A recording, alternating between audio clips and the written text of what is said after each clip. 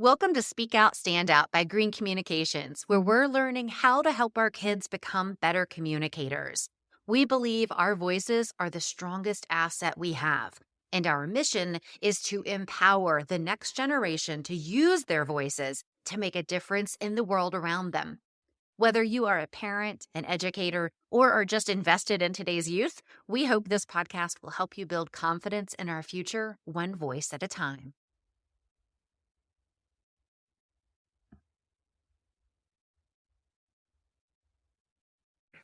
Welcome back to Speak Out, Stand Out. I'm Elizabeth Green, and today's guest is Gino Titus Luciano. He is a licensed and nationally certified counselor and the CEO of Kakua Mental Health and Wellness Group, which is a behavioral health practice dedicated to helping individuals, families, and communities navigate life's challenges with, and this is my favorite part, with compassion and clarity. So, Gino, we're glad to have you here today. Thanks for your time.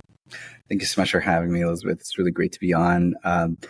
It is nice to have an opportunity to share some of the knowledge of what I've gathered in my career and share with your audience, especially with serving parents with this mission. I think it's really in line with the work that we do. Serving families is a big part of our mission, with our community, and compassion and education, I think, are at the forefront of a lot of the clinical work and just about, in general, how we try to help people. My goodness, if we could bring compassion into more aspects of our lives, I think we'd all be in a better place. So. Absolutely. I am definitely inclined to agree with that.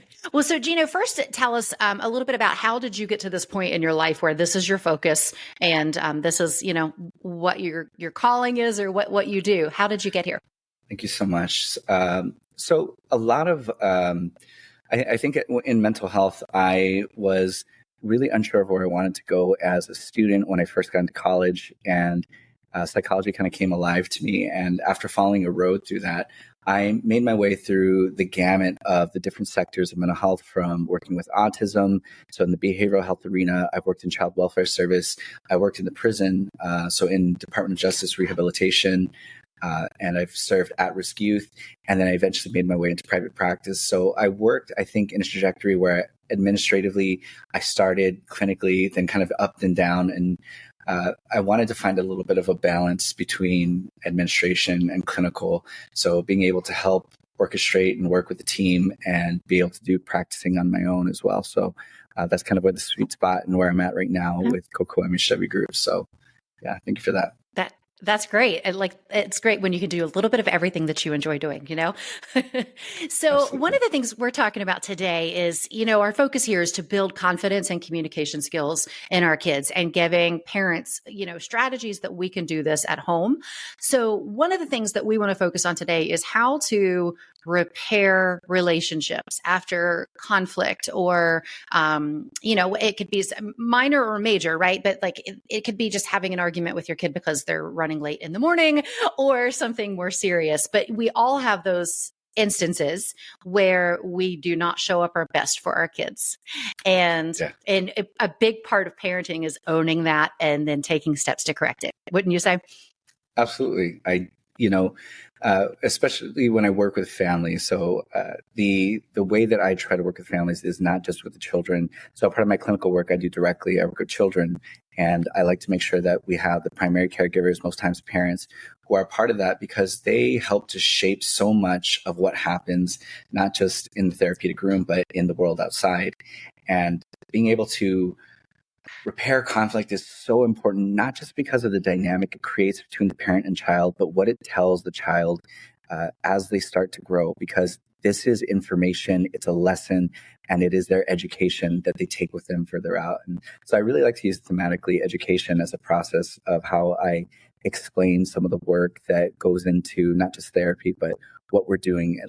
For this example, when we look at modeling apologies or forgiveness or empathy or anything when it comes to conflict repair, it's a part of an education for your child, and they will take that, and that becomes a part of the template of what they use for the next steps when they get into conflict later.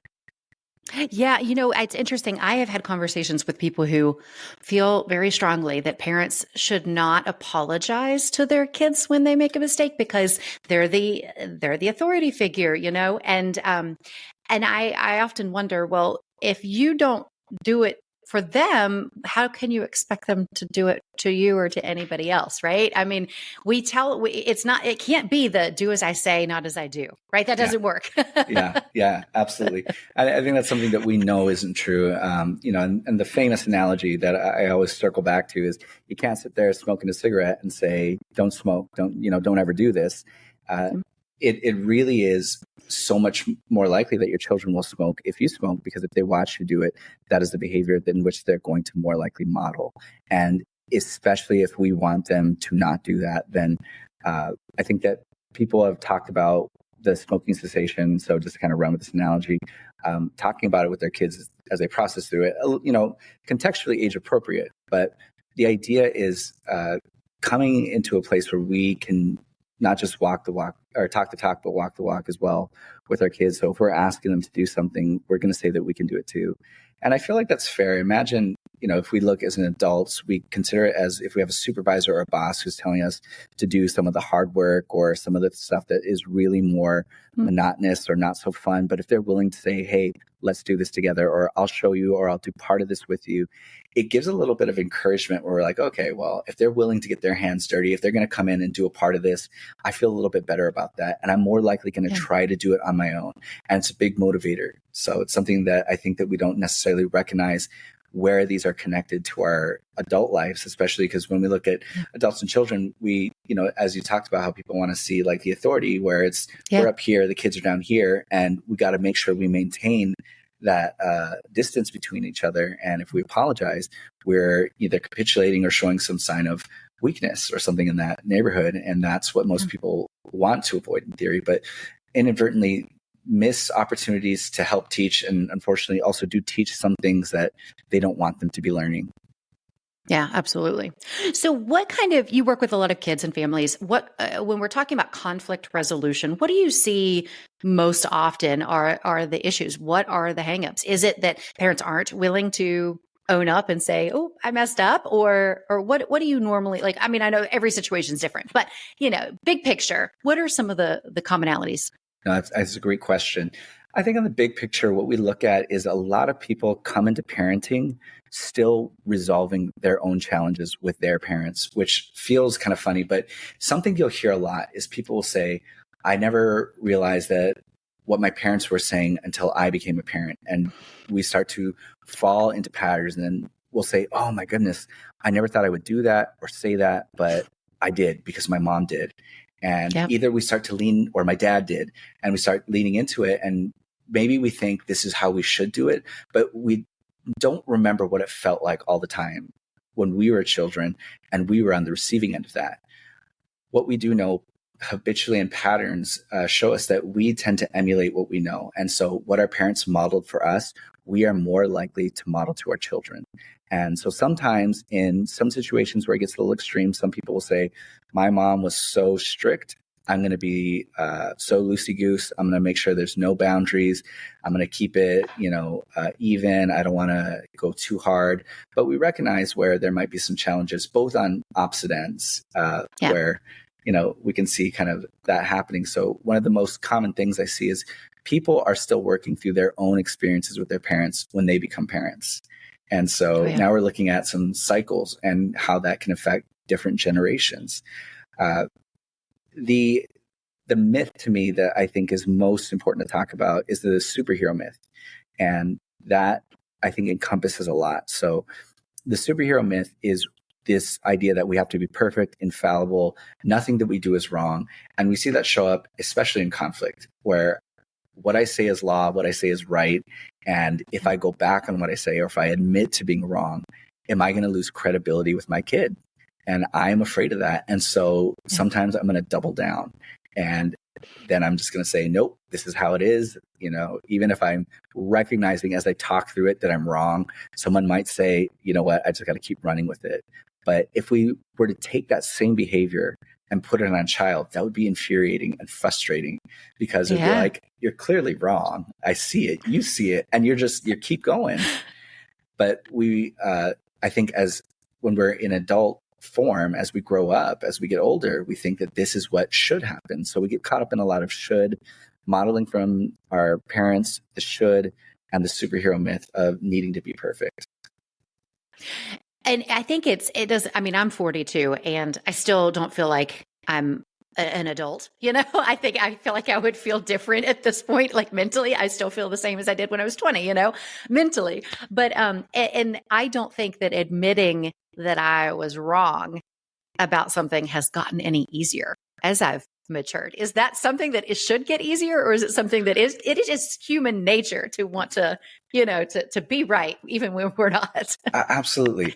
Absolutely. And I think that is also a big part of conflict is most times. So the idea of conflict, again, is you have a problem and two people are on either side of the problem.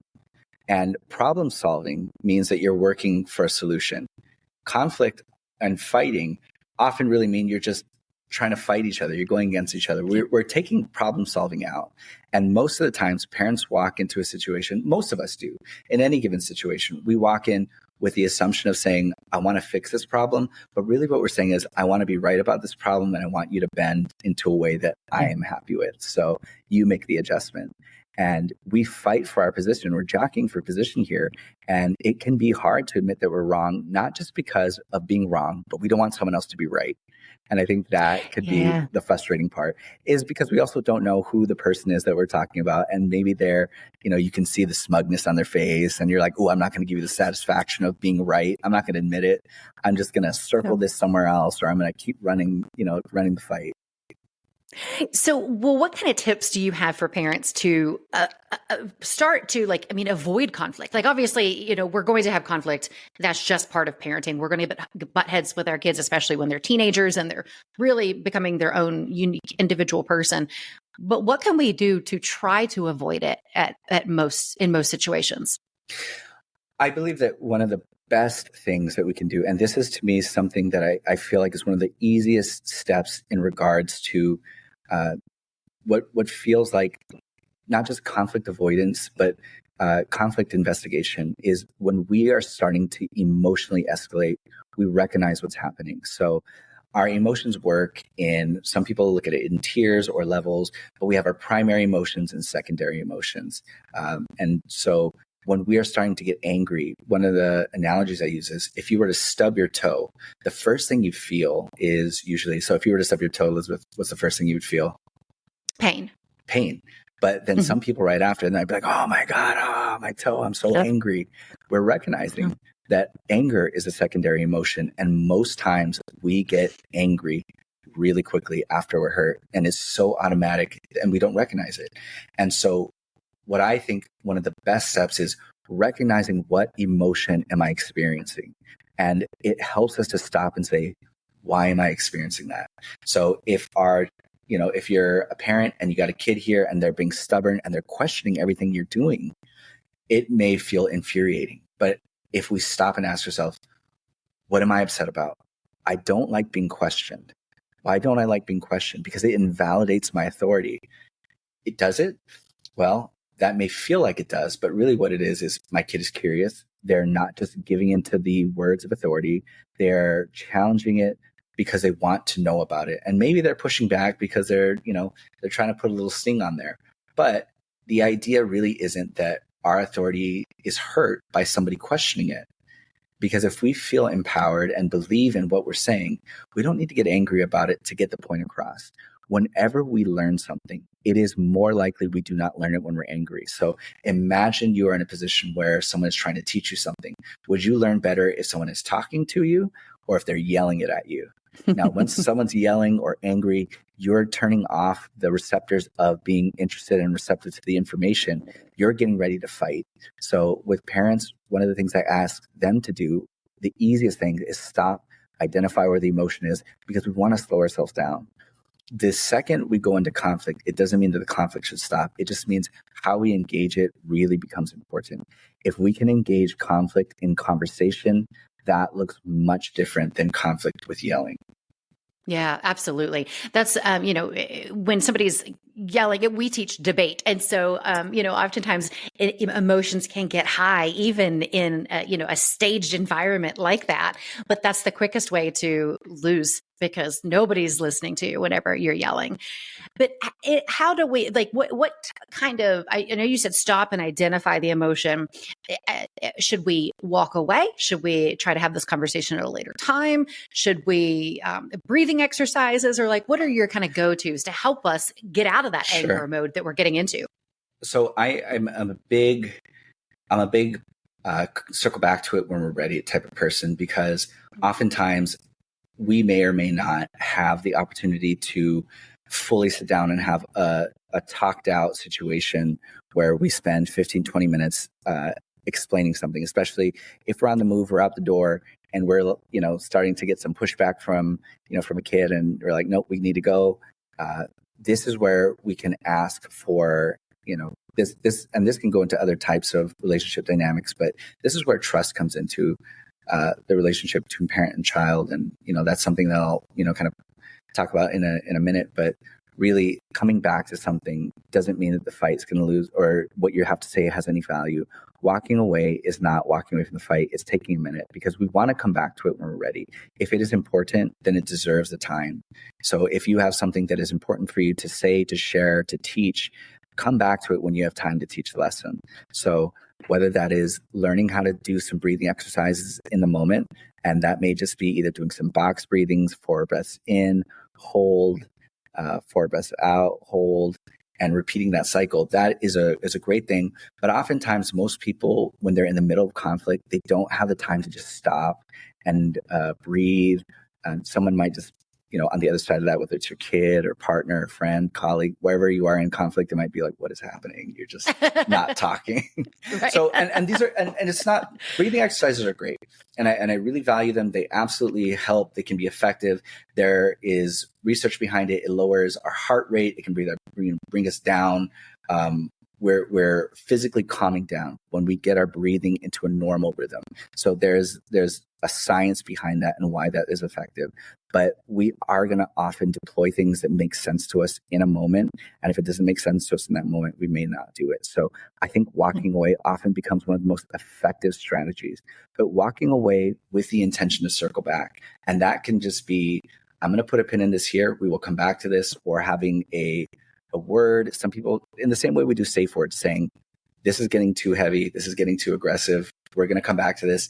Or I don't have time to explain this to you now. We're going to come back to this conversation later tonight. But we schedule it. So anytime we walk away from something, we have to bring intention about coming back to the conversation.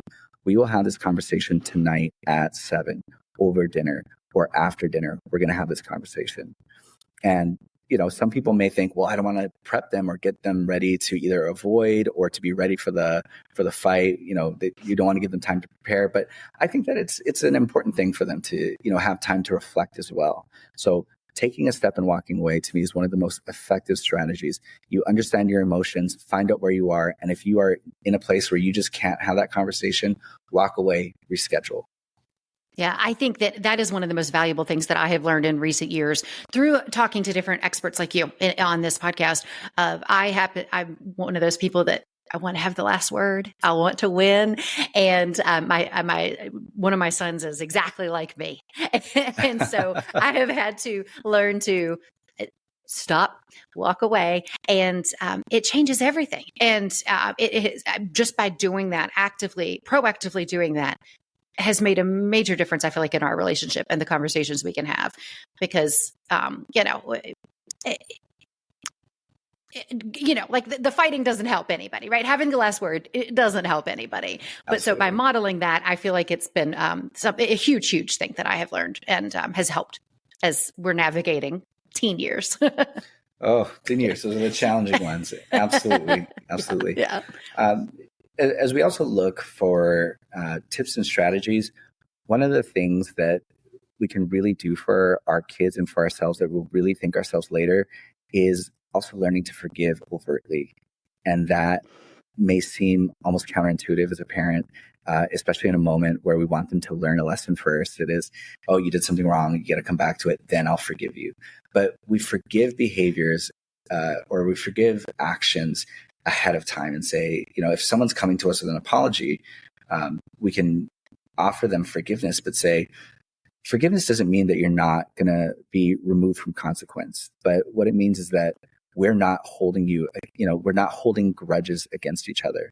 And that really leads to repair. So most times when we want to address conflict, using empathy, using forgiveness, there are so many basic tools that are at our disposal that if we bring into our relationship with our child, it is going to take them some time. They might be cautious about it because they may feel like it's a trap or a trick.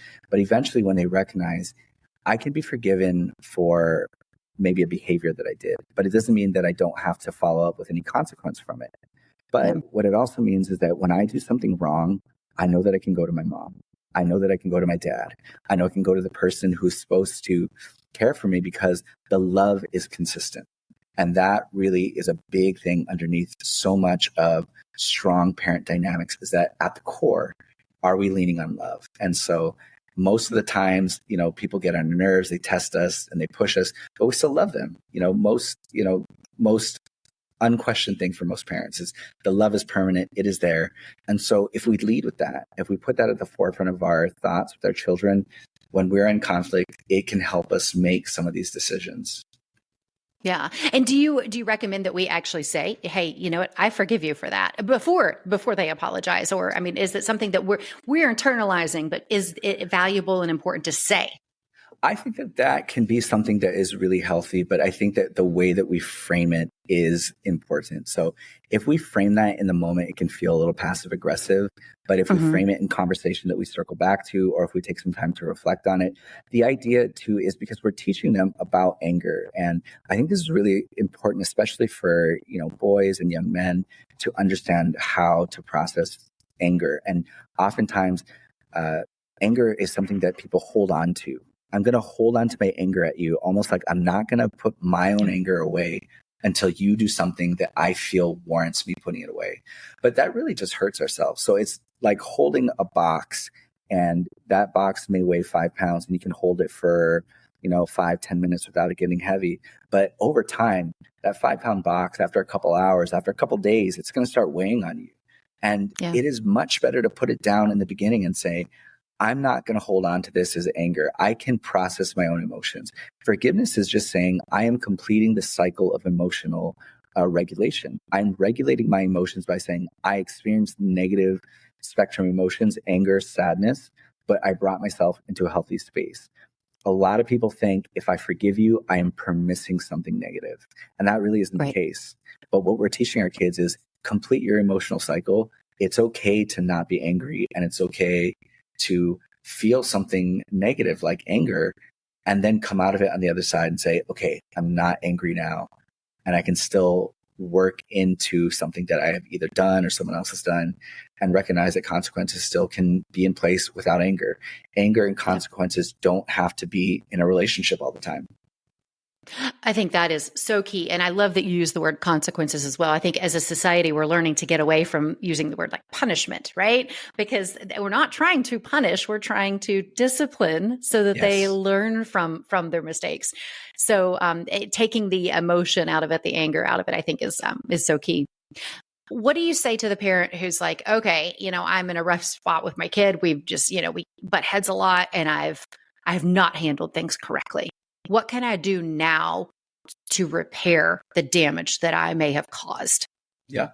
And that is something that I have worked with. And it is hard sometimes to get this, when we approach that, because we start to recognize through our kids as we learn, we're like, oh, I recognize some of the behavior I modeled for them, or something that I have allowed to happen, or I've cultivated that. Part of it is really being direct with our own behaviors and our own choices, and say, hey, in the past, I know that I may have been guilty at yelling at you and just, saying, get this done, not hearing your side, and then expecting you to do something, and you don't like it. And maybe we recognize we're not being empathetic, we're not apologizing. And so if we want to bring that into the table and say, I'm trying to bring change into the room, we bring it as authentic as we can. And again, we take away the superhero myth where we don't need to, we don't need to be weak or show any signs of emotion in front of our kids. One of the things I hear a lot with parents is, I'm trying to be strong for my kid. And most of the times people think about that in the context of something more on sadness or pain. But that also shows up when we are using any type of disciplinary action. I'm not just going to be strong for my kids by not being emotional. I'm going to show up by being, this kind of this hammer, and I'm here to get the nails. But if we can share with our children that we're fallible, that we make mistakes, and that part of being a parent or part of being a human and our work here is to learn from our mistakes, and that we want to do something different. We talk about change with them and say, I'd like to make a change to this, how I speak to you. I may not get it right the first time. I may not get it right the second time, but I'm going to learn and grow because it's important for us to change our dynamic together.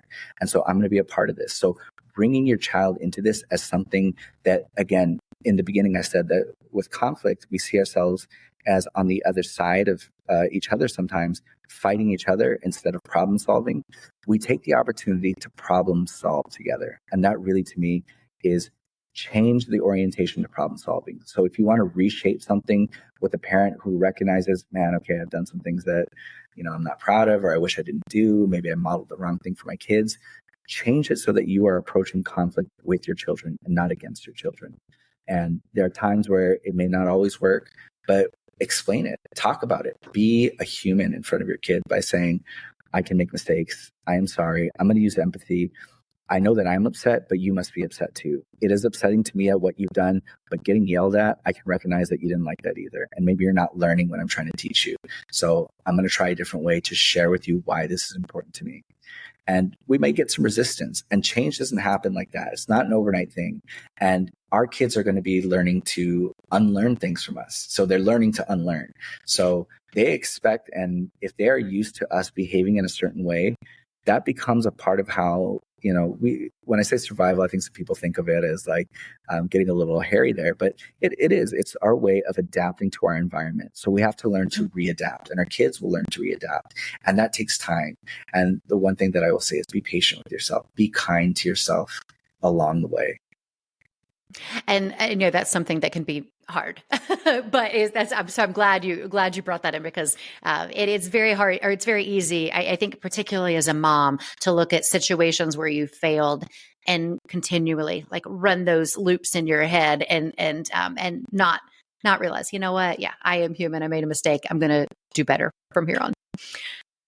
Well, Gino, I think this was great. Do you have anything else, any other tips or feedback or anything you want to share with those listening about ways that we can help our kids through conflict situations? I feel like I shared a lot of maybe some of the core things that I really value. I think that continuing our own education on, personal growth is one of the best things that we can do for our children. So just as we talked about the idea of modeling for them, a big part of it is learning to be kind to ourselves, learning to evolve and grow on a personal scale, because they will see that. They will see and watch us, especially if we invite them in to understand, hey, this is something I'm working on changing. And we may not want to be seen as, again, not perfect, but when we allow ourselves to be someone who is in the process of continually growing, we're going to model that. And if I were to ever ask a parent, do you want your kids to just stay fixed, or do you want them to be in a place where they can continue to evolve and grow? Most people are going to say they want them to evolve and grow. So if we take the time to invest in ourselves, in our own emotional education, our own personal growth, that to me is one of the best things that we can do as leaders in our family. I love it. Well, Gino, thank you again for being here. We will have all the links so you can check out Gino and everything they got going on. They do serve several different states in the U.S. So if you're looking for family therapy counseling, they offer it, but they also have free resources like this to just help us navigate the world of being a parent, right? Because it's constantly changing and something we have to be ready to adapt and evolve with. So Gino, thank you again for your time. Thank you so much. It was a pleasure to be on, Elizabeth. All right, and thanks for listening. If you are looking for more ways to build communication skills in your kids, grab our free mini lesson on how to craft a polished and professional speech out of thin air, along with 52 fun prompts so your kids can practice every single week. You can find that along with info about our upcoming public speaking and debate courses for kids at greencommunicationsedu.com.